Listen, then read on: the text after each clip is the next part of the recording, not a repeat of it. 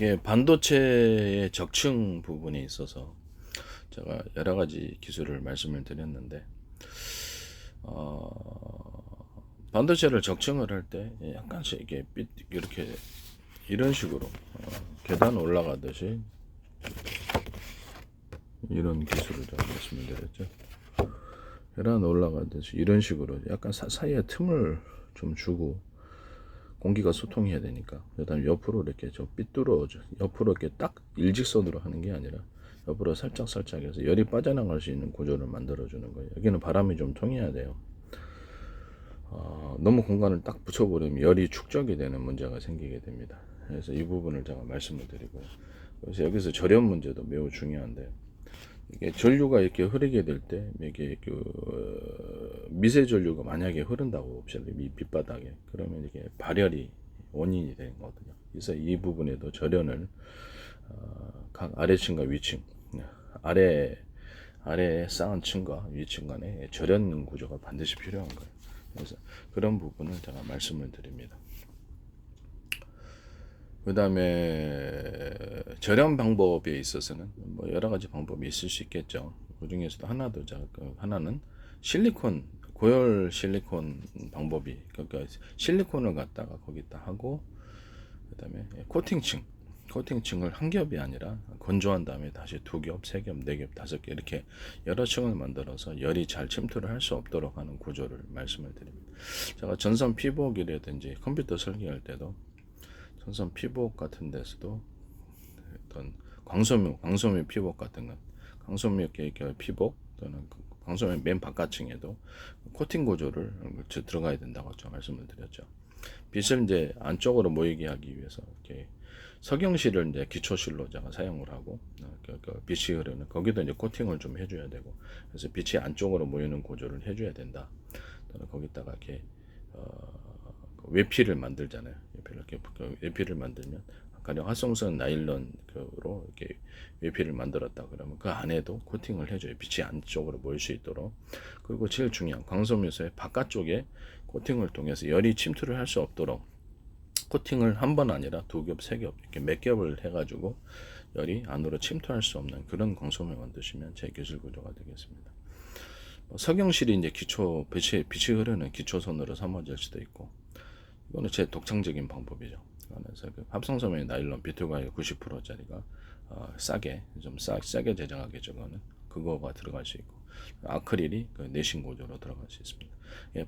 그 다음에 외피는 무엇으로 만들어도 상관없습니다. 그래서 빛만 흐르면 되니까 이렇게 만드시면 제 기술 구조가 되겠다라는 것을 말씀을 드립니다. 그런 합성섬유 나일론선은 약간 매끄러워서 제가 보기엔 그런 것이 오히려 외피로 더 적합하지 않을까라고 생각하고 있습니다. 그렇게 만드시면 제 기술 구조가 되겠습니다. 그리고 탄소섬유를 아크릴 기반이 아니라 합성섬유 나일론 기반으로 탄소섬유를 만드시면 제 기술 구조가 되겠습니다. 카본 기술에도 코팅을 여러 번 해주는 기술이 들어갈 수 있고요. 펠리클 만들 때도 코팅을 여러 번 들어가는 그런 기술이 들어갈 수 있습니다. 그 코팅은 유리석용 코팅제, 세라믹 코팅제, 유리막 코팅제 이런 코팅제가 되겠습니다. 이 기술 사용하시면 제 기술 구조가 되겠습니다. 이 반도체 적층에 있어서 이렇게 약간 사이를 위로 이렇게 쌓아 올릴 때 이렇게 비스듬히 해가지고 열이 빠져나가고 해서 많이 쌓아 올릴 수 있다는 기술을 이제 사용하시면 제 기술입니다. 이건 제 독창적인 기술이죠. 이게 옛날에 제가 어떻게 했냐면, 물을 아래에서 이렇게 그 상층 하류에서 이쪽인가 이쪽으로 넣어 보니까 하류에서 상류로 올리는 방법이라고 제가 말씀을 드리면서, 하류에서 상류로 올릴 때 여기 이렇게 그렇죠, 물을 이제 축적하는 저장고가 있어야 되겠고, 그 위를 파이프가 있고, 저장고에 물이 채워지면 위로 올라가는 방식의 계단식으로 이게 물을 하류에서 상류로 돌리는 방법이라고 제가 말씀을 드렸죠. 이걸로 이제 거기다가 강물을 끌어들여 가지고 발전을, 그렇죠, 물레방아 방식으로 발전을 할 수 있다고 하면서, 여기 물탱크가 있고요. 여기 물이 채워지면 이게 파이프 압력으로 인해서 위쪽으로 올라가고, 물이 채워지면 위쪽으로 올라가서 물이 이렇게 회전을 할 수 있는, 하류에서 상류로 올라갈 수 있는 방법을 하면서 이것을 이제 반도체 적층 방식으로 사용하지 말라고, 열이 이제 가운데 사이로 빠져나가기 쉽게 비스듬히 만드는 이 기술을 사용하시면 제 기술 구조가 되겠습니다. 그때도 제가 이 말씀을 드렸었죠. 예. 그 다음에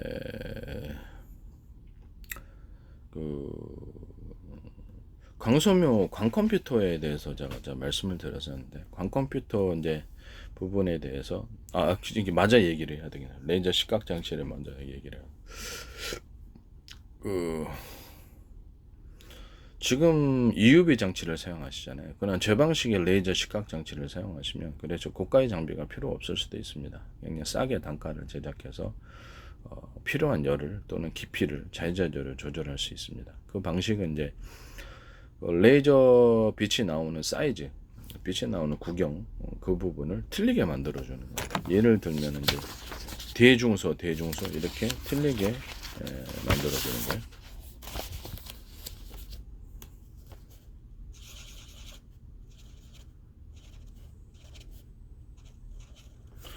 이렇게 다양한 사이즈의 레이저 빛이 나오는 구경을 만들어서 그것을 팀별로 묶어가지고 돋보기 초점 방식으로 해서 원하는 깊이로 해서 자유자재로 할 수 있습니다. 그러면 이제 필요한 열을 레이저 시각하기 위해서는, 필요한 열을 하기 위해서 그동안의 방식은 구경을 크게 해가지고 빛을 이렇게 조사하는 방식이 없고요.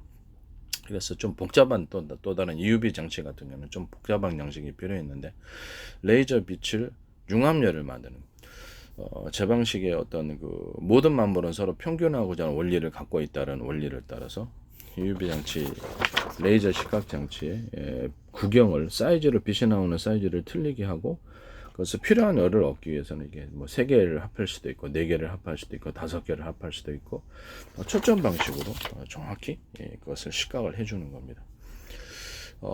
그러면 이것이 서로 사이즈가 틀린 레이저 빛이 하나로 뭉치는 현상이 일어나게 되고요. 그래서 융합열이 발생합니다. 그래서 거기서 이제 필요한 열을 마음대로 조절하고, 뭐 개수를 따라서 레이저 빛이 나오는 구경의 개수를 마음대로 조절해서 그 열도 조절하고, 또는 그 초점 방식으로 깊이도 조절하고, 뭐 레이저 나오는 그 빛의 어떤 구경, 서로 사이즈가 틀린 구경을 서로 이렇게 합쳐줄 수도 있고, 원하는 대로 마음대로 조합이 가능하고 아주 미세 가공이 가능합니다. 이 방식을 선택해서 이제 하시면은 제 기술 구조가 되겠습니다. 그래서 모든 만물이 서로 평균하고자 원리를 따라서 레이저 빛이다. 그러면 레이저 빛도 서로 사이즈가 틀린 빛을 조사를 해주면은 여기다가 서로 강하게 뭉치는, 서로 평균하고자 해서 그 빛이 강하게 뭉치는 그런 현상, 융합열이 발생할 수 있다는 거죠. 그래서 레이저 공격 장비 할 때도 내가 비싸게 큰 구경으로 만들려고 하지 말고 자잘한 사이즈를 가지고 가령 뭐 드론이다, 아니고 이렇게 레이저를 쏘는 비행체다 그러면 작은 비행체들을 만들어서 거기다가 가령 예를 들면 5만 볼트의 레이저 빛을 갖다 낸다고 하면 그게 10개 모이면 50만 볼트고 100개 모이면 500만 볼트다. 그래서 초점 방식으로 해서 그 목표물을 동시에 링크 안 해도 되죠. 이거는 그걸 해가지고 싸게 만들 수 있다. 이게 큰 구경을 만들려면 대수도 이제 크게 못 만들고 예산도 많이 들기 때문에 작은 구경을 합해서 초점 방식으로, 좌표 방식이죠. 일종의 전 세계를 수백조 분의 1, 수천조 분의 1로 가로 세로로 쪼개고 1cm 단위, 0.5cm 단위로도 그것을 쪼갤 수 있고, 가로 세로 좌표와 숫자로 표시합니다. 그래서 하늘 위로 그다음에 땅 밑으로 이것을 가로 세로로 쪼개고 좌표와 숫자로 표시해요. 그다음에 그것은 숫자는 무한 창출이 가능하니까, 그다음에 바닷속도 가능하고 우주도 가능하고 인공위성 움직임 예상을 하고 요격도 할 수 있다. 다음 지점, 도착할 지점을 정확히 좌표 방식으로 요격할 수 있다라고 그러죠. 모든 군사 무기는 에이사 레이더를 포함해서 이 좌표 방식을 사용할 것이다. 그다음 모든 내비게이션도 이 좌표 방식으로 내비게이션이 반드시 들어갈 것이다. 물론 자율주행 로봇, 자율주행 차량도 좌표 방식으로 이렇게 상대방을 이렇게 인식하고, 전파를 이제 360도로 쏘는 안이 되겠죠. 360도로 쏴서 모든 산부를 분간하고, 특별히 뭐 어떤 전파를 쏴야 될 이유가 있을 때 상대방을 이렇게 그냥 전투기다 그러면 상대에게, 내가 전투기가 좌표 방식으로 움직인다고 했을 때 내 위치를 인식하고 전파를 상대방 전투기에 다가오는 전투기를 여러 군데 각도를 뭐 동쪽으로 갈지 서쪽으로 갈지 알 수가 없잖아요. 이동 방향을 알아야 되니까 그쪽에 레이더를 여러 군데 쏴가지고 이동 방향을 알고 속도까지 알아서 다음 예상 지점을 예상해서 그것을 요격을 하거나, 내가 회피 기동을 하는 미사일 같은 거 날라오거나 이렇게 무기가 이렇게 쏘면 내가 회피 기동을 해야 될 거 아니에요. 그런 방식을 얘기했더니 YTN에서 라이다, YTN은 제 기술이 너무 많이 들어가는 것 같아요. 뭐 국정원이라든지 예전에 그 페이스북에, 그다음에 과학기술원, 과학기술협회, 지적재산권협회, 각종 이렇게 하나 방산그룹 이런 데도 다 이렇게 광고를 내서 주한미군 대사관, 노동부, 행정부, 경찰청, 서울시라든가 각 지방자치단체 이런 데 다 광고를 냈었거든요. 그다음에 포항공대도 광고를 냈어. 그다음에 과학기술협회 같은데, 그다음 여러 군데서도 광고를 많이 냈었어요.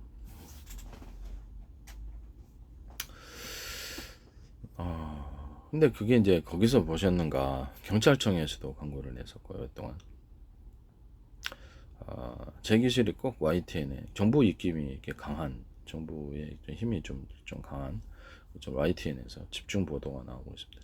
다 플라시티 청문 얘기했던 플라시티 청문 이렇게 하고, 지적재산권 법도 있는데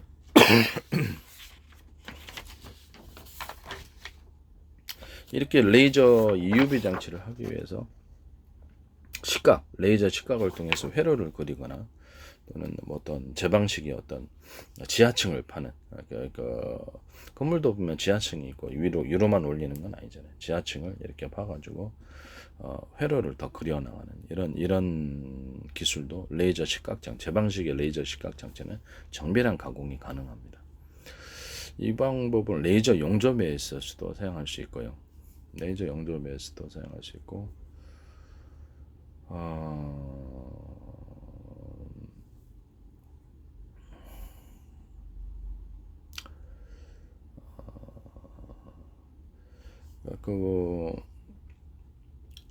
레이저 용접에서도 서로 사이즈가 틀린, 빛이 나오는 사이즈가 틀린 것을 구경을 만들어서 필요한 열을 자유자재로 낼 수 있다면 섬세한 가공이 가능한 거거든요.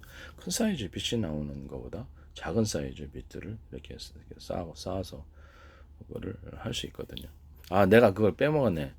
아까 전에 좌표 방식을 내가 설명을 했었죠. 좌표 방식을 하면 레이저 공격기가 좌표 방식으로 특정 목표를 어떤 지점이라고 인식을 하고, 공통으로 100대가 5만 볼트의 레이저 공격기의 출력을 가졌다. 그러면 그것을 10대면 50만 볼트고 100대면 500만 볼트다 그랬었죠. 이런 방식으로 해서 개수를 많이 해서 싸게 제작을 해가지고 초점 방식으로 맞춰 놓으면 정확한 타격이 가능하다. 비싸게 레이저 가공 장비 하면은 큰 거를 사용하셔야 되는데, 그럼 그러죠. 레이저 공격기의 개수도 적게 만들 수밖에 없고, 이 방식은 싸게 대량 제작해서 초점 방식으로 좌표 방식으로 쏘는 방식입니다. 이게 레이저 가공 장비, 반도체 이제 식각할 때 사용할 수 있고요. 빛을 증폭하기 위한 어떤 구조 자체도 어떤 판이 있어요. 방송국 판 아시죠? 방송국 판. 저기 배우들 얼굴 비춰주는 빛을 증폭하는 구조. 베이저 반사판을 가지고 여러 군데 방송국 얼굴 비춰주잖아요. 그 방식으로 해서 약간 금속판인데 오목골로 만드는 거죠. 오목하게 만들어서 이런 것을 방송국 반사판을 많이 설치를 하면 어떻게 됩니까? 빛이 증폭하죠. 이렇게 빛을 증폭하는 구조를 이 반도체 식각 장치나 기타 다른 데서 사용할 수 있어요.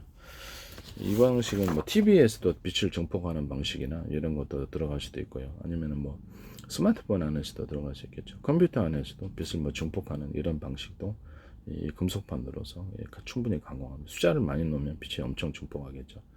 그래서 대형 어떤 두꺼운 볼록골 이런 것들이 필요 없어요.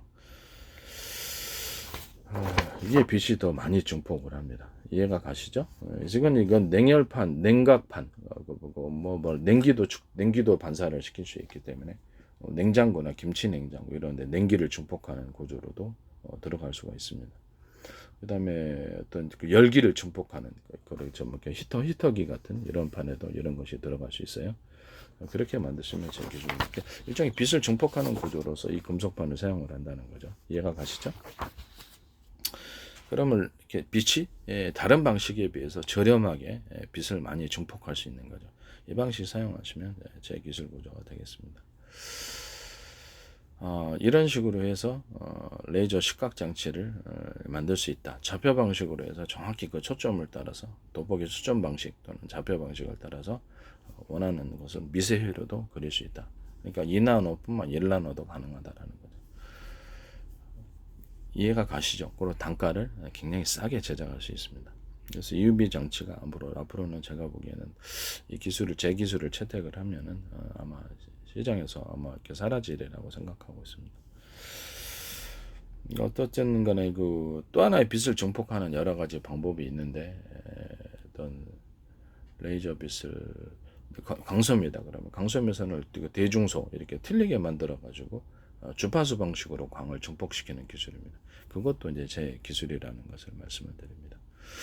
하나의 전기 어떤 피복 안에 구리선의 두께를 틀리게 하면은 주파수 방식으로 바꿔서 전기가 증폭이 되듯이 강력한 전기로 바뀌게 되거든요.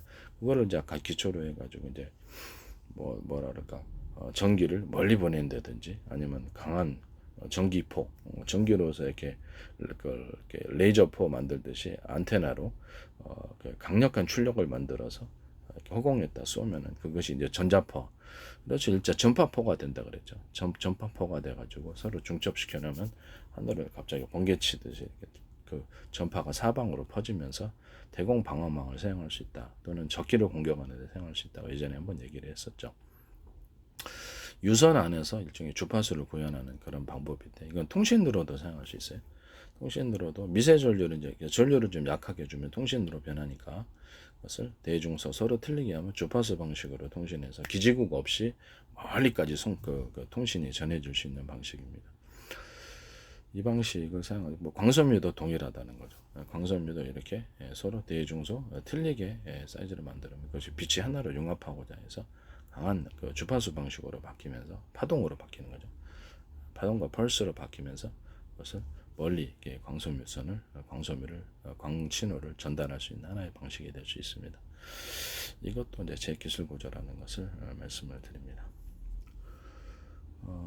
원래 이제 이거를 하나의 전기선을 이렇게 모터 직전에 들어가는 선으로서 제가 이렇게 지금 하나의 동영상에 전부의 기술을 다 언급할 수가 없어서 이렇게 모터 직전에 들어가는 주파수 방식으로 모터의 구동을 강하게 만드는 전기 방식이라고 얘기를 하면서 하나 전선 피복원에 서로 두께가 틀린 구리선들을 배치를 해놓고 그것을 두텁게 만들게 모터에 들어가는 선을 전기선을 두텁게 만들어주면 구리를 많이 쓰는 거죠. 카패시터 역할을 해서 모터의 구동이 좋아지고 주파수 방식으로 하면은 굉장히 구동력이 좋아진다 하면서 모터에 들어가 일정선을 이 방식으로 만든다고 제가 말씀을 드렸죠.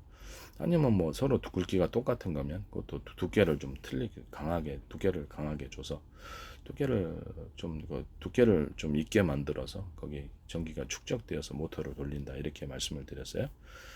그 다음에 모터에다가 서로 굵기가 틀린 구리선을 감아놓고 연구 자석 들어가는 것도 서로 두께가 틀린 두께가 똑같게 제 기술 구조를 피하기 위해서 똑같이 할 수도 있는데 두께가 똑같거나 너는 틀린 게 더 나아요.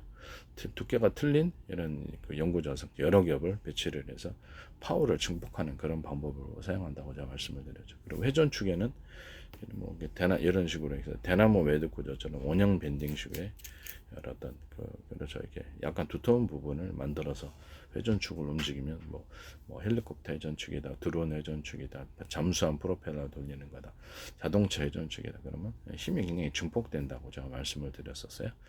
그 부분을 잘 기억하시길 바랍니다. 이 방식을 사용하시면 제 기술 구조가 되겠다라는 것을 말씀을 드립니다. 그리고 케이블 TV 현재 동축 케이블 기술에서 어떤 그 현재보다 얇은 구조로 동축 케이블을 만드시면 제 기술 구조입니다. 전기선은 발열 때문에 그 구리가 두터워야 되고 신호선은 그렇죠. 상대적으로 전기가 약하기 때문에 그것을 얇게 만들수록 광소묘선처럼 활용할 수도 있어요. 머리카락보다 얇게 만들어서 현재보다 광소묘선 그 동축 케이블을 얇게 만드는 구조. 그래서 하나의 어떤 케이블 안에 2개 들어갈 게 5개 들어가는데 10개 들어가는데 그러면 회사는 엄청난 경제적 이득이죠. 이렇게 해서 동축 케이블 만드시면 제 기술 구조가 되겠다. 머리카락보다 얇게 만들 수도 있고 두께도 자유자재로 조절할 수 있습니다. 그중에 통신선을 사용할 때 서로 굵기가 틀린 구리선들을 전선 피복이다. 이렇게 만약 통신선 피복이다 그러면 그 안에 만들어 놓으면 이것이 주파수 방식으로 바뀌어서 멀리 통신할 수 있는 방식.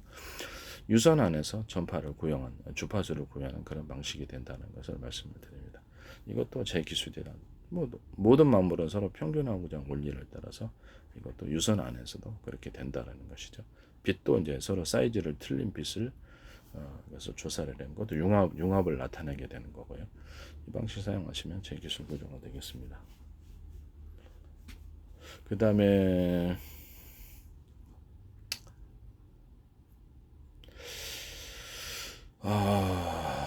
하여튼 뭐 이 부분은 통신으로 사용했을 때 그 유선 안에서 그 서로 굵기를 틀리게 해서 구리선을 만들어 놓으면 통신의 선으로 사용했을 때 이것을 약간 떨어진 지점에 이렇게 전기 출력을 강하게 주면 서로 무선 송수시까지도 가능합니다. 이해가 가시죠? 양쪽에서 전기를 딱 강하게 걸어 놓으면 무선 송수신 전기가 그쪽으로 무선으로 어차피 주파수니까 안테나에서 주파수 발생하듯이 어차피 주파수 방식으로 공간을 가서 그쪽 지점에 공명 영상 비슷하게 해가지고 신호가 무선으로 전달될 수 있는 무선 통신도 될 수 있다라는 것을 말씀드립니다. 유선 안에서 그냥 가다가 어차피 유선 안에서 주파수니까 공간 중에 안테나라는 방식을 통해서 공간 중에 전파 쏘면 멀리 안 갑니까? 멀리 가죠. 그래서 이 방식으로 해서 무선 통신을 할 수 있다라고 제가 말씀을 드렸어요. 서로 파형이 틀린 여러 개의 복합 전파를 사용하는 방식으로 해서 통신도 가능하고 그래서 공격하는 방식. 원래 에이사 레이더에서 나왔던 기술인데 제가 에이사 레이더 기술이라면서 소개를 했던 부분이죠. 에이사 레이더에서 그 어떤 레이저 소자의 크기를 아까 전 레이저 시각장치빛처럼 대중소 사이즈를 틀리게 만드는 전 세계 사이즈를 틀리게 레이더 소자 만드는 방식은 아마 제 방식이 처음일 거예요. 하나 방산 시스템도 제 페이스북에 광고를 많이 냈었기 때문에 이게 지금 영상 장비가 나오더라고요. 레이더 영상 장비. 그래서 저거 내 기술이다라고 생각을 했거든요. 다른 그동안에 이렇게 레이저 소자가 똑같은 방식으로는 크기가 이게 안 되니까 그래서 이렇게 아주 작은 크기의 레이더 소자도 이렇게 영상 장비로 이렇게 에이사 레이더를 디지털 영상을 획득하는 방식으로 전파를 쏴가지고 박쥐가 이제 전파 쏴서 사물을 분별하듯이 전파를 쏴서 되돌아와서 형상 디지털로 이렇게 유출을 해서 이렇게 형상으로 만들어낸 거죠.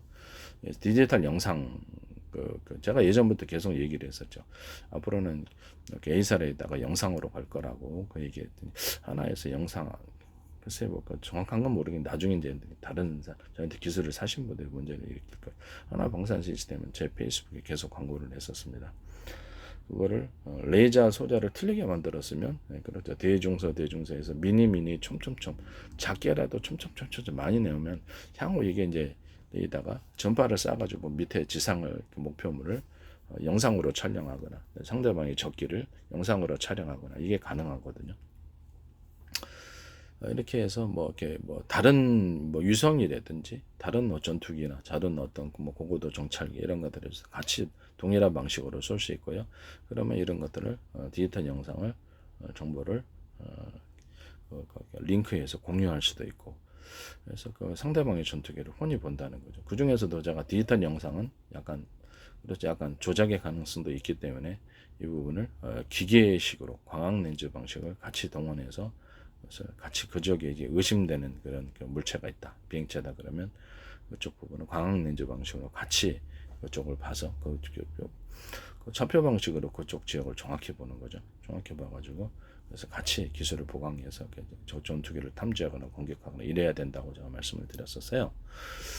그래서 이 부분에서 레이더 소자를 크기를 대중소 틀리게 만들어 놓고 자잘한 레이더 소자를 많이 만들어 놓으면 디지털 영상을 획도하기 위한 그런 방법이고, 필요한 출력, 그렇죠. 저 전투기를 탐지하거나 공격할 때 필요한 출력을 나타내기 위해서는 팀별로 이 레이더 소자의 개수를 많이 해서, 아까 레이저가 시각 장비할 때도 그래서 몇 개를 쓰든지 하나의 큰 구경을 레이저 빛을 갖다가 만들어내는 방식이 아니라 자잘한 것들을 많이 만들어 놔서 이렇게 합쳐가지고 초점 방식, 좌표 방식, 초점 방식으로 해서 시각을 한다. 그럼 반도체 회로 그릴 때도 좋다. 그 다음에 필요한 열은 융합력, 서로 모든 만물은 서로 평균화하고자 하는 원리를 따라서 융합열이 발생하기 때문에 굉장히 다른 방식에 비해서 섬세한 가공이 가능하고 필요한 열을 쉽게 획득할 수 있다. 열을 자유자재로 조절할 수 있다라는 거죠. 이런 방식대로 디지털 레이더 소자에도 크기를 대중서 틀리게 만들어 놓으면 이게, 그래서 원하는 배로 필요한 출력을 자유자재로 조절할 수가 있어요. 그래서 영상을 디지털 영상을 촬영하는 식으로도 할 수 있고, 여러 개를 막 팀별로 막 몇십 개다 몇백 개다 한꺼번에 이렇게 공격할 때는 이렇게 많은 개수가 아까 치면 레이저 공격기처럼 뭐 5만 볼트짜리 100개면 500만 볼트다 그런 식으로 해서 좌표와 초점 방식으로 공격한다 그랬듯이, 공격을 할 때는 그렇게 모든 레이저 소조가 총동원해서 하나의 초점 방식, 좌표 방식으로 공격을 하고, 탐지를 할 때도 그래서 팀별로 묶어가지고 그렇게 한다라고 제가 말씀을 드렸었어요. 이 방식을 이제 사용을 하시면 하나는 뭐 제 기술을 갖다 쓰신 거라고 저는 보여집니다. 전원 공급 방식도 지금 얘기를 하려고 그러는데 지금 언급할 게 많아서 그건 다음 동영상에서 계속 얘기를 해왔었고, 전원 공급 방식이나 이런 것도 제 방식을 사용하셨으면 뭐 틀림없다고 생각하는데, 어떤 금속 배터리를 만들고요. 금속 배터리를 만들어서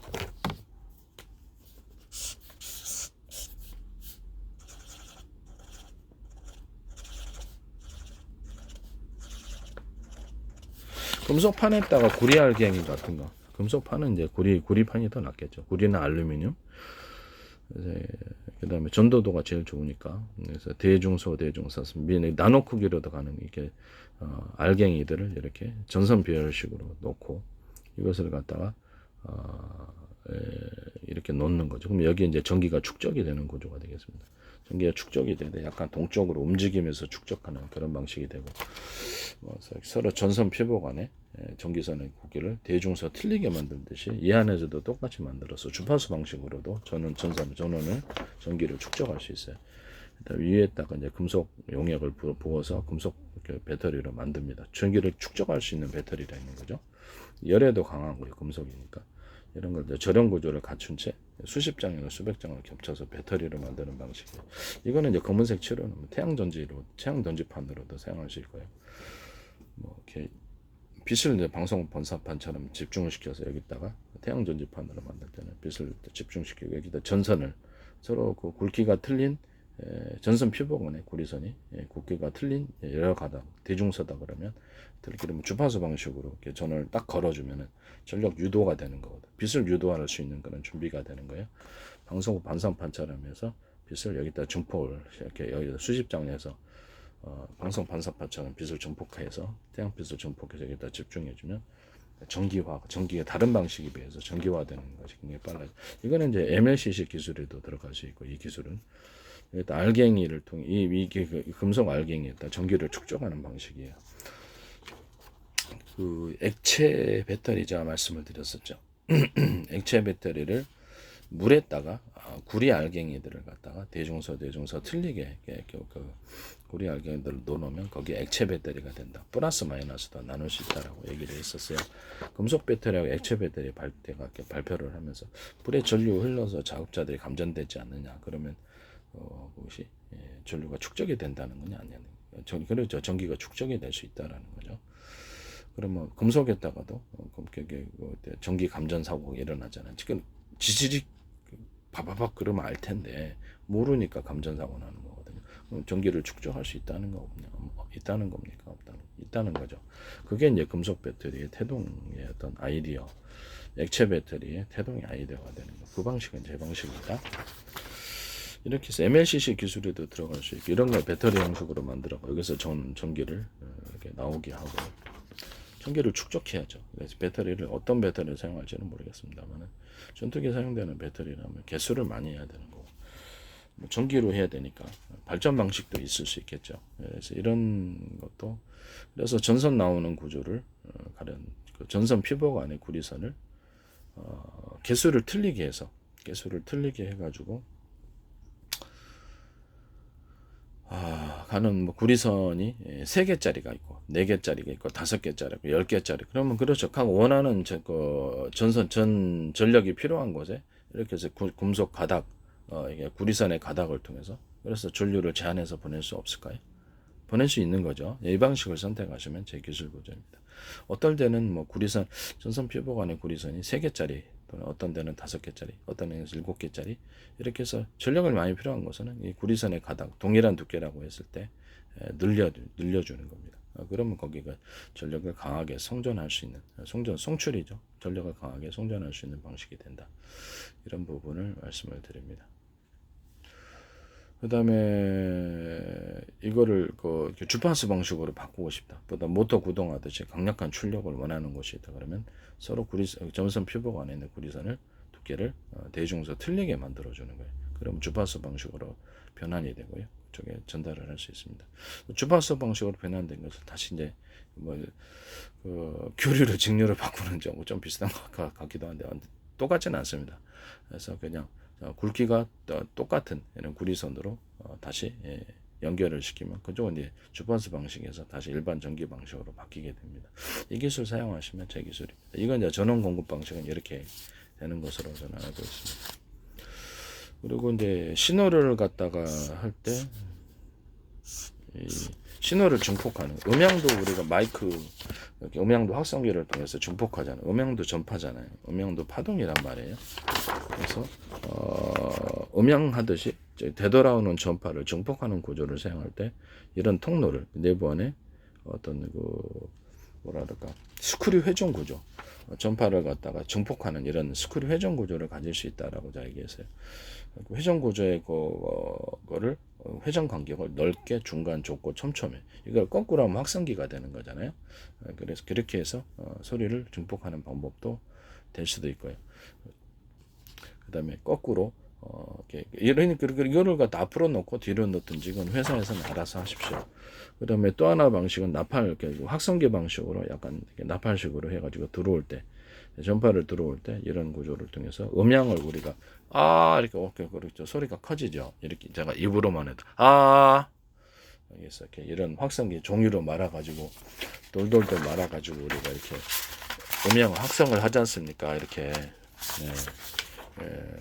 그러니까 음향도 이게 일종의 파동 전파이기 때문에 그래서 이 부분을 이렇게 해가지고 전파를 증폭하는 구조를 가지시면 A사 레이더에서 그것도 제 기술이라는 것을 말씀을 드립니다. 오늘 레이저 소자 안에 그 전력을 틀리게 준 이런 기술, 전력을 틀리게 주면은 그렇죠. 큰 구경에는 약간 크게 레이저 소자에 큰 구경이 있다 그러면 그거는 전기를 좀 강하게 주는 거예요. 그 전선이 좀 굵어야 되겠죠. 전선이라든지 아니면 그렇죠. 이런 방식을 하시면 이제 제 기술 구조가 되겠습니다. 전력을 틀리게 주는 기술. 이거는 이제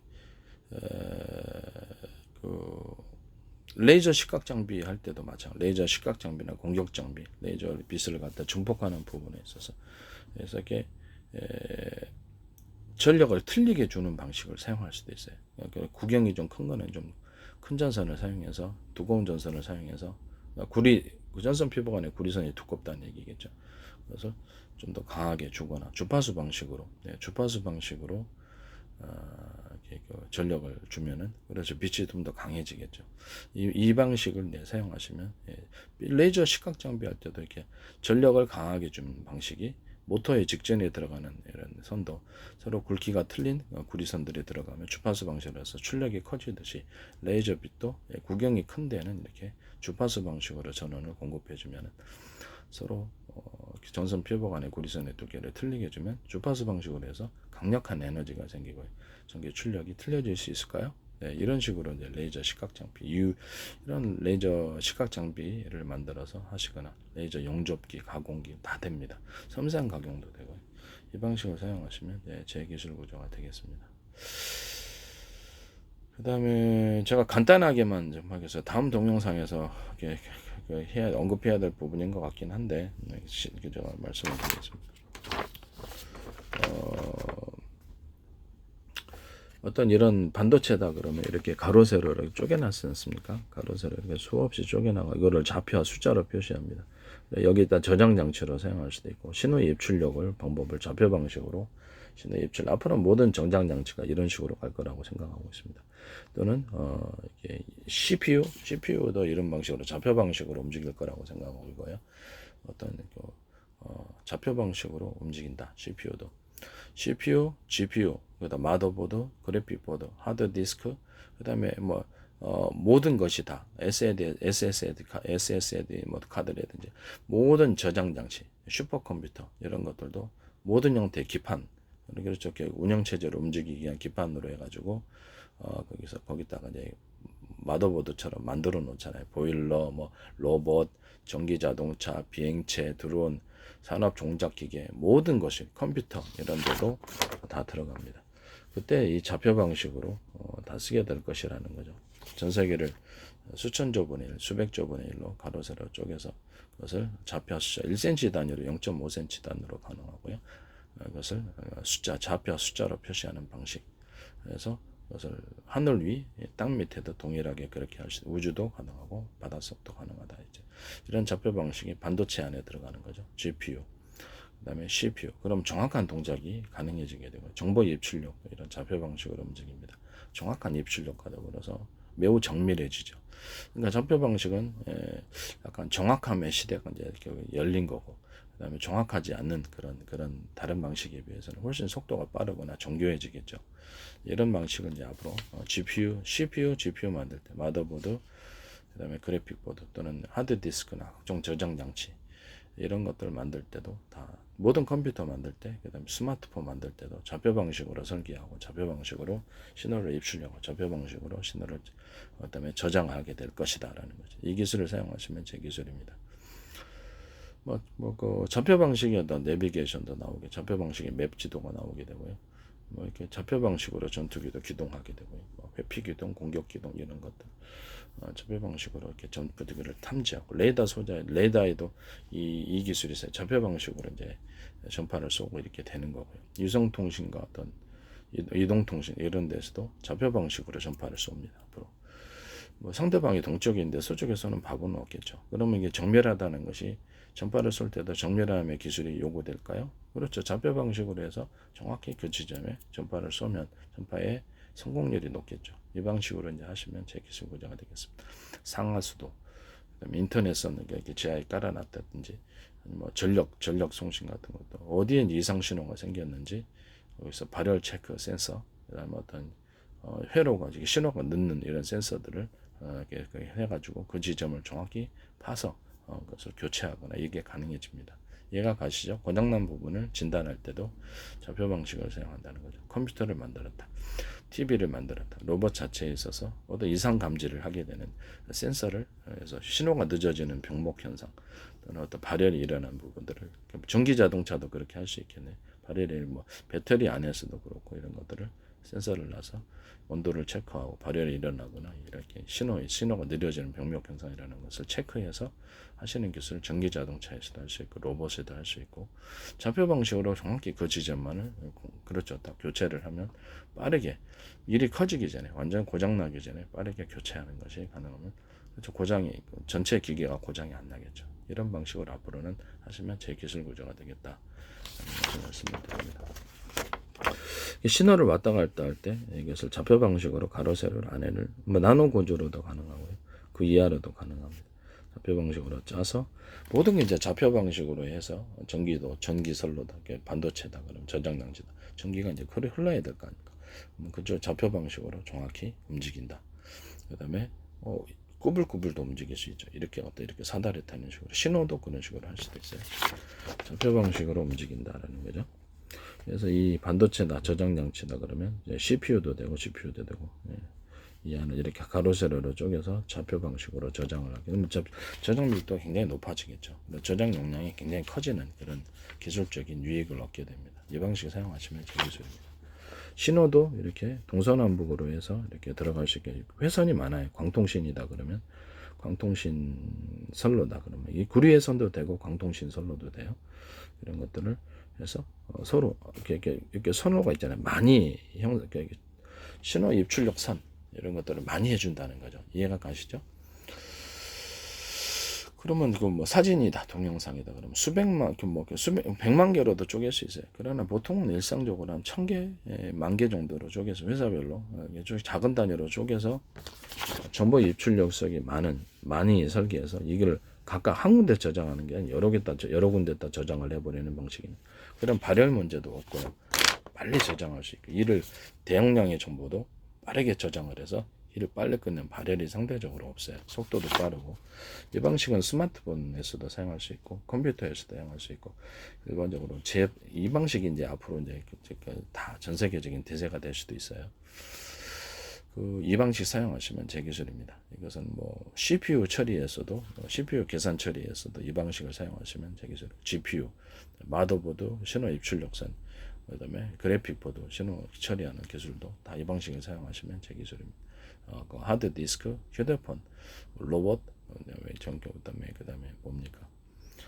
전기 자동차 또는 드론, 비행체, 모든 산업 공작 기계, 모든데 이 기술이 사용될 것입니다.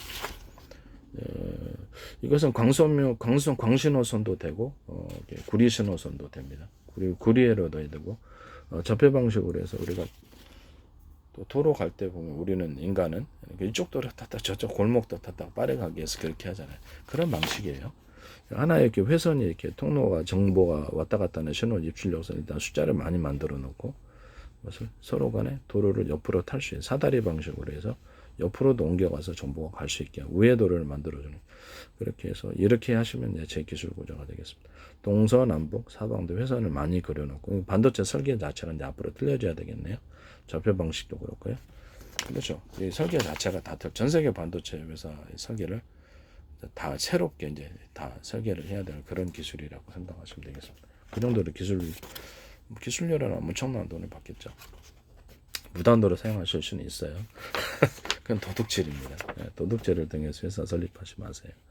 회사를 이렇게 짓을 만들거나, 이렇게 해서 신호가 서로 사다리 방식으로 왔다 갔다 할 수도 있고요. 한 군데 저장하는 게 아니라 수십 곳된 수백 여러 군데 저장을 하고, 그중에 암호 저장, 특별 저장을 할 때는 그렇죠. 그 암호 파일명을 갖다가 똑같은 파일명 만든 게 아니라 100개라도 서로 틀리게 만들어 가지고 하고요. 그러면 저장한 그 컴퓨터는 알겠죠. 다른 컴퓨터는 모르고, 그거는 다른 컴퓨터가 그 저장 방식을 침범을 할 수 없도록 해킹을 해도 그렇게 설계를 해 놓으면 되겠습니다. 그래서 특별 저장을 했을 때는 비밀번호, 군에서 사용하겠네요. 뭐 대기업 같은데 보안이 필요한 그런 정보들, 이런 것들을 암호 저장이 가능하게, 파일명을 뭐 한 개가 아니라 100개짜리로 만들어 놓으면, 그렇죠. 그 컴퓨터 저장한 컴퓨터 외에는 알 수 없는 거예요. 특별 저장으로 해서 이렇게 할 수도 있어요.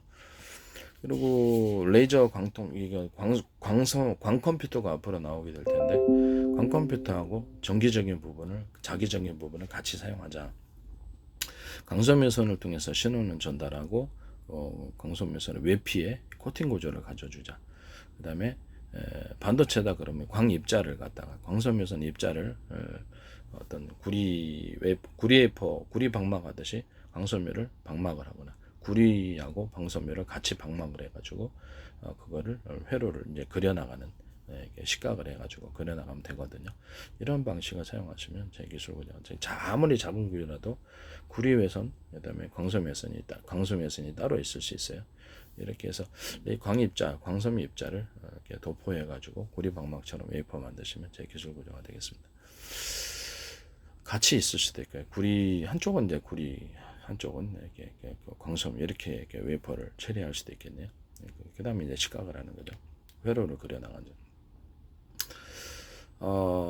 그 다음에 이제 그 광섬유 선이 있다 그러면 신호선을 이렇게 그 신호선을 따는 신호 보내잖아요. 그러면 이제 정보의 어떤 기록, 정보를 쓰고 저장하고 읽고 이 그다음에 지우고 이 부분은 정기적인 것이 담당을 하고 그러니까 광자기 그렇죠. 광자기 디스크 하드 디스크 대신 이런 방식이 되겠네요. 정보를 CPU에서도 이렇게 할 수도 있고요. 그다음에 GPU 뭐 정보 하드 디스크는 저장 장치 마더보드도 이렇게 컴퓨터에서도 가능하고 TV에서도 로봇에도 그렇고 뭐 이렇게 차량 또는 뭐 이렇게 각종 비행체 모든 방식 이 방식이 될 거라고 생각하고 있습니다. 광섬유선을 가지고 움직이고 이렇게 정보에 어떤 정보를 쓰고 그다음에 저장하고 읽고 지우고는 정기적인 신호가 담당하게 되는 거죠. 광섬유는 그때까지 이제 가지고 끝단 부분에 이제 발열 문제가 있을 때니까 플라스틱 같은 것을 이렇게 놔가지고 그걸 통해 빛을 통과하는 방식으로 해서 열을 차폐를 하는 거죠. 그래서 광섬유선이 손상을 장기적으로 계속 가도 손상을 당하지 않는 방식이에요. 그렇게 이제 정보에 우리가 거울을 보잖아요. 거울을 보면 빛이 이제 거울에 비치게 되면은 그대로의 모습이 보이잖아요. 있는 그대로의 모습이 빛이 없으면 안 보이고 그렇죠? 이런 방식으로 해서 우리게 눈이 이렇게 눈에 이제 빛이 들어오면 상이 맺혀가지고 뇌가 그걸 해석하는 방식으로 그렇게 하는 거예요. 그래서 우리가 이제 빛을 갖다가 광섬유선을 통해서 빛으로 이렇게 쏘이고 상을 맺혀주는 방식으로 이렇게 하면은 거기서 정기적인 부분이 해석을 하고 그 부분을 똑같이 구현해내면 굳이 뭐 광신호를 전기신호로 변환하면서 정보가 손실되는 부정확하게 되는 이런 문제를 해결할 수 있다라고 제가 말씀을 드렸어요. 그리고 발열 문제가 되잖아요. 전기 솔로는 따로 차폐를 해서 광섬하고 좀 틀리게 차폐를 해서 전기적인 부분들은 거기다가 뭐 제 방식의 어떤 금속 플러스 냉각 물질 이게 일종의 히트파이프 원리죠. 그거를 가지고 전기선 안을 둘러싸고 전기선에도 그걸로 이제 냉각이 돼버리게 되는 거죠. 또는 거기다가 특별하게 냉기를 쏘여주는 방식이 된다면 특별하게 냉기를 그 통로를 통해서나 그 위에다가 냉기를 집중적으로 해주면 열이 그 플러스 마이너스 차가운 공기와 더불어서 섞여서 그렇죠 발열이 해결되는 문제가 됩니다. 이 방식을 사용하시면 제 기술 구조가 되겠습니다. 전기선과 광섬유선을 서로 구분해서 떨어지게 하거나 차폐를 차폐를 벽을 만들어서 열은 이쪽으로 전송이 되지 못하게 직접적으로 여러분들이 가스레인지에 들어서 살 이렇게 대보십시오. 직접적으로는 간접적으로 이렇게 하면 열이 전달되는 직접적으로 하면 타버리는 거. 그래서 직접적으로 가까이 있어서 전기적인 신호도 열이 정도가 틀리다는 거. 가까이 있을수록 광섬유선의 신호는 손상을 입게 된다는. 그래서 약간 떨어져서 차폐까지 벽을 만들어내는 거 서로 열이 왔다 갔다 못하도록 그런 구조를 만드시면 제 기술 구조입니다. 또 하나는 전기적인 부분을 미니 배터리를 만들어 가지고 전기적인 신호를 전기적인 부분은 그쪽에서 배터리 충전하고 이렇게 전기적인 어떤 전기를 갖다 왔다 갔게 한 전기 솔로는 온오프 방식으로 이렇게 배터리 충전할 때만 딱 이렇게 켜고 그러면 그 전기선에 항상 전기가 흐르지 않게 되잖아요. 그러면서 발열 문제를 해결할 수 있다. 또 하나의 방식은 이제 그 컴퓨터 케이스 만들 때 전기 서플라이에서 이제 공급을 하잖아요. 마더보드 같은데. 근데 이제 그 금속을 타고 흐르나 봐요. 그래서 이제 미세 전류가 흘려서 내장 사운드가 소리가 잡음이 일어난다. 그래서 번쩍했거든. 이게 발열이다. 성능 떨어지는 게 다운되는 원인이 되는 게 발열이거든요.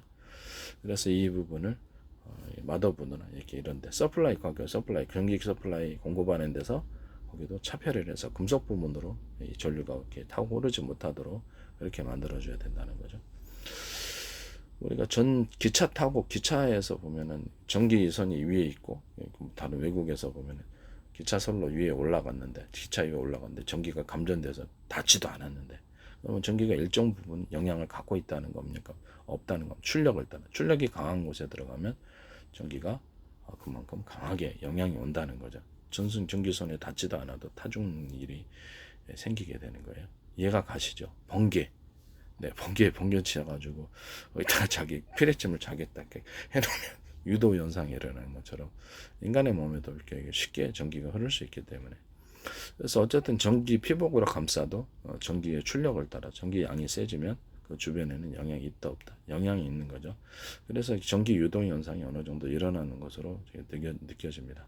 그래서 이제 그걸 따라서 그 전기를 일종 서플라이 공급하는 데서 일종 절연 구조를 갖춰야 된다. 금속 부분으로 전기가 타고 흐르지 못하게 해줘야 된다. 마더보드 밑에도 마더보드라든지 그래픽보드, 하드디스크 또 다른 곳에 그래서 아주 절연 구조를 가져야 된다. 다만 두껍게 가졌을 때 바닥에다 이제 올라오는 냉기가 있잖아요. 그것이 이제 냉각을 좀 시켜주는 부분이 있는데 그 부분을 감소시킬 것이기 때문에 너무 두껍게 가져가지는 말고 미세저 올리니까 얇게, 최대한 얇게 해서 냉기는 그냥 바닥에서 올라오는 냉기는 좀 활용을 하자. 그럼 냉각에 도움이 되니까 그렇게 말씀을 드렸었어요. 어쨌든 이 방식을 사용하시면 제 기술 구조가 되겠다. 그 다음에 광섬유선에서 나오는 신호를 광섬유가 그냥 쓰는 것까지 다 해주고, 광신호가 쓰고 저장하고 쓰고 이제 그 정보를 이제 실제로는 이렇게 아까침의 방식이 더 좋은 것 같은데, 현실적으로는 광섬유가 이제 대신 그것을 광신호가 정보를 쓰고 저장하고 그다음에 읽고 이 정도만 해주고, 아니면 그냥 쓰고 장섬유가 쓰고 저장하고는 똑같네요. 그러니까 읽기만, 강섬유가 읽기만 해주고 어떤 신호를 쓰고 저장하고 이렇게 지우고, 이 부분은 정기적인 부분이 담는. 그러니까 광자기가 같이 가는 거죠. 이렇게 이제 하시면 제 기술 구조가 되겠다. 적어도 지우는 앞으로 이제 발달을 하게 되면 이제 레이저 시각을 하듯이, 그 정도까지는 아니겠지만, 저장까지도 빛이 이제 같이 해주는 그런 쪽으로 갈지도 모르겠어요. 그래서 어쨌든 간에 이 두 가지를, 광과 이 자기를 같이 가가지고 이렇게 저장하거나 신호를 입출력 하면 이제 이 방식이 되겠다. 열 때문에 안에다 플라스틱 판 같은 거나 이런 것들을 하거나, 제 방식의 어떤 레이저 광신호도 이렇게 무선 전송이 가능하거든요. 제가 위성통신 얘기를 하면서 이거를 가운데는 이렇게 레이저 빛이 아닙니까? 가운데는 진짜 전력을 주고 큰 구경에 이게 이제 진짜 신호선이 되고, 외부에 그렇죠, 공간 중에 통로를 개척할 목적으로 레이저 빛을 또 다른 걸 쏩니다. 그럼 이게 보다 멀리 가는 현상이 생기게 된다고. 이런 방식으로 해서 레이저를 이렇게 쏘면은 무선으로 쏠 수 있는 거거든요. 이런 방식 안 하셔도 돼요. 이거 위성통신이나 어떤 블루투스 방식으로 사용하시면 제 기술입니다. 신호가 지구 안에서도, 그러니까 우주에서만 가능한 게 아니라 지구 안에서도 레이저 광통신이 가능한 방식이에요. 위성통신회사나 어떤 통신회사에서 이걸 사용하시면 안 되겠습니다. 레이저 공격기에서도 이거 사용하시면 제 방식이라는 것을 말씀을 드립니다. 원래 이제 이게 A사, 그렇게 그 플라스틱을 통해서 이렇게 광신호가 빛을 쏘고 플라스틱을 통해서 열은 차폐를 하면서 쪽으로 이렇게 가서 신호를 상을 맺혀가지고 이렇게 신호를 읽어주고 정기적인 부분들이 해석하고 그것을 저장하고 쓰고 저장하고 읽고 그것을 지우고, 이런 것만 정기적인 부분이 이제 담당해주는 방식이 되겠습니다. 그 다음에 서로 파형이 틀린 여러 개의 전파를, 에이사 레이더에서도 얘기를 했는데, 서로 파형이 틀린 여러 개의 전파를 사용을 하면 보다 신호가 멀리 간다고 얘기를 했었죠. 그래서 이런 방식으로 해서 동일하게 가운데는 진짜 전기 출력을 강하게 주고 겉에는 다른 전파, 서로 이렇게 구경이 틀린, 사이즈가 틀린, 파형이 틀린 전파를 쏘면은 그 방식도 레이저 광통신처럼 멀리 가게 됩니다. 탐지도 멀리 할 수 있고, 같은 출력 대비, 전기 대비해서 멀리 탐지하거나, 그래서 이게 출력을 세게 주면 적기를 발견했다 그러면 출력을 세게 주는 거죠. 출력을 세게 줘가지고 모든 레이저 소자들이 이제 그쪽을 향해서 공격하는 식으로 전파를 한 군데 합쳐주는 거죠. 모든 그 좌표 방식으로 해서 돋보기 초점 방식으로 해서 그 전투기 공격을 모든 레이저 소자가 A사 레이더 소자가 동원해서 전파를 그쪽으로 집중해서 쏩니다. 그러면 이제 서로 파형이 틀린 여러 개의 전파는 어떻게 된다 그랬죠? 강한 융합 현상을 일으키는, 모든 만물은 서로 평균화적으로 일단 융합 현상을 나타낸다고. 그래서 열이 강하게 발산해서 적기는 기판이 열에 의해서 이렇게 지워지거나 컴퓨터 손상, 그다음에 아니면 전투기 공격, 전투기 조종 사례 이런 사람들이 열에 영향을 받아서 기절하거나 좀 그렇게 이제 떨어뜨리는 방식의 이 방식을 사용하시면 제 기술 구조가 되겠습니다. 통신도 이제 이 방식을 사용하시면 굉장히 서로 파행했던 여러 개 복합 전파를 이렇게 사용하시면 보다 멀리 갑니다. 그 중에 하나는 뭐 드론 100대, 1000대다 그러면 그 중에 하나는 비밀번호 방식, 암구 방식, 드론 호출 또는 1번부터 뭐 1000대까지가 있다. 그러면 그거 드론 호출하는 번호로 사용할 수 있습니다. 이런 방식으로 사용하시면 제가 했더니 이게 삼성페이에서 전파를 비밀번호 방식으로 해서 현관문 개표로 하시더라고요. 삼성도 체크보고 있나? 어디서 보십니까? 어쨌든 남의 기술 도둑질해서 상업화시키지 맙시다. 여러 가지 기술들을 제가 언급을 했는데 하여튼 남의 기술을 도둑질해서 상업화시키지 말아달라고 다시 한번 간곡히 부탁을 드립니다.